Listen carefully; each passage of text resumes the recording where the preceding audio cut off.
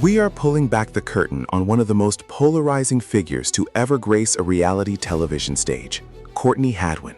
For years, the world watched her transformation from a bashful teenager into a powerhouse performer. But beneath the viral clips and the golden buzzer moment lies a complex story of industry pressure, public scrutiny, and a quiet rebellion that the mainstream media simply refused to cover. We are not just looking at a talent show contestant. We are looking at a young artist who refused to be boxed in by the corporate narrative. Stay with us as we dismantle the myths and look at the reality behind the headline. When Courtney Hadwin first walked onto that stage in 2018, the production narrative was set in stone before she even opened her mouth. The producers framed her as the classic shy girl who was completely overwhelmed by the lights and the massive crowd. It was a visual contrast designed for maximum emotional impact. A timid teenager in a mismatched outfit versus the raw, Janis Joplin-esque power that erupted the moment she began to sing. This specific framing is a cornerstone of reality television production, meant to shock the audience and guarantee high engagement. However, the speed of this rise created a massive problem for the young star. Because the audience was told she was new to the stage, her immense skill level created a cognitive dissonance that the internet was eager to solve. Instead of celebrating the performance, thousands of users began searching for cracks in the armor. They wanted to know if the shy girl was a genuine character trait or a carefully constructed performance element designed to secure more votes. This skepticism, fueled by the rapid spread of viral video snippets, became the foundation of a narrative that would haunt her for the following years. Every twitch, every hesitant word, and every bashful look to the floor was dissected by armchair detectives who were convinced that what they were seeing was nothing more than a scripted moment in a reality television game. The media, hungry for the next big story, amplified this debate, ignoring the fact that a teenager, regardless of their talent, is still a human being experiencing extreme pressure. The narrative was no longer about her music, it was about her authenticity, turning her into an unwilling subject of a global debate that had very little to do with her artistic capability and everything to do with audience cynicism toward modern reality programming. The controversy shifted gears rapidly when internet sleuths unearthed footage of Courtney Hadwin's performance on The Voice Kids UK only a year before her breakout success. This discovery was treated by the online community as a smoking gun, a definitive exposure of a fake personality. Critics argued that if she had been on a stage of that magnitude previously, then her display of extreme stage fright and social anxiety on the other show had to be an act.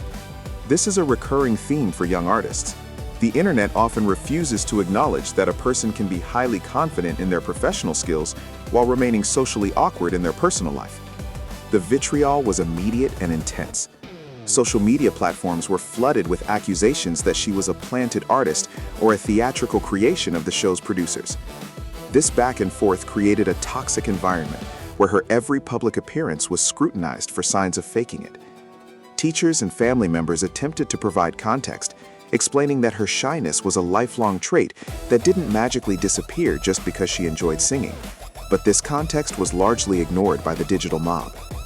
The situation highlights a massive disconnect in how the public perceives performance art. There is a common yet entirely incorrect belief that an artist who sings with soul must also be a social butterfly in their day-to-day existence. By focusing so heavily on her prior experiences, the public effectively stripped her of the right to grow as an artist. Every time she stepped into the spotlight, the ghost of her previous performances was used as a weapon to undermine her current accomplishments. The debate became less about the quality of her vocals and more about a desire to prove that the shy girl persona was a deception, a pursuit that caused significant harm to the young singer's reputation and personal well-being.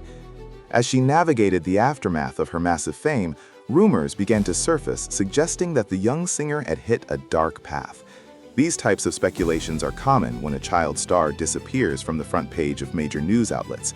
Because she wasn't constantly appearing on tabloid covers or mainstream television talk shows, The gossip machine assumed the worst, creating narratives about her life that were completely detached from reality. It is crucial to address how these speculative reports function. By using indirect phrasing to describe the struggles associated with child stardom, such as the intense psychological pressure, the burnout that many experience, and the difficulty of transitioning from a competition contestant to an independent artist, gossip channels were able to bypass censorship filters while still painting a grim picture. These rumors were baseless, yet they circulated with enough frequency to become facts for a certain segment of the audience. The speculation often pointed to the lack of major label support or a change in management as proof that her career had collapsed, when in reality it was simply the process of an artist outgrowing their initial representation. This cycle of speculation is particularly harmful because it frames the natural evolution of an artist as a series of failures.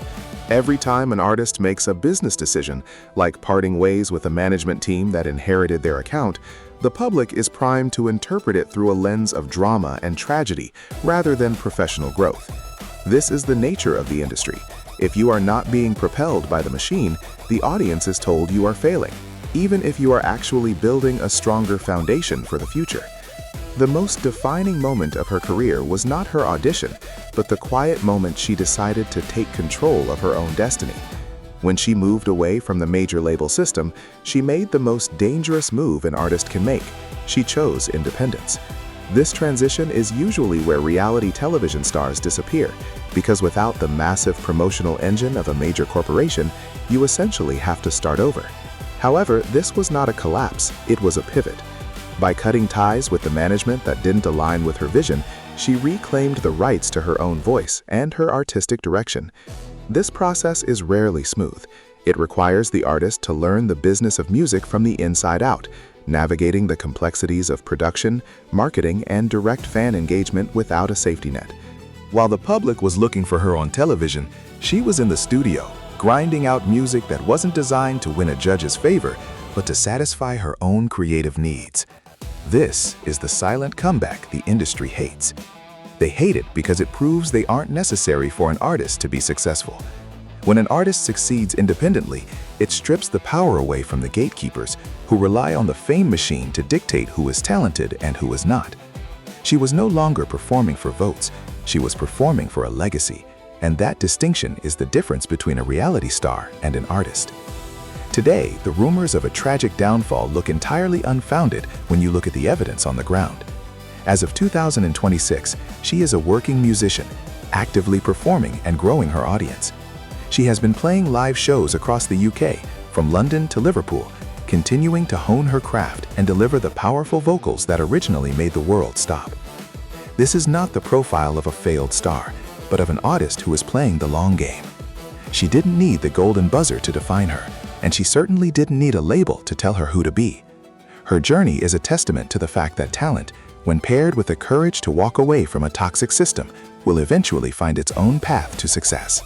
The narrative of her being a "where are they now" cautionary tale has been completely debunked by the reality of her consistent, independent output.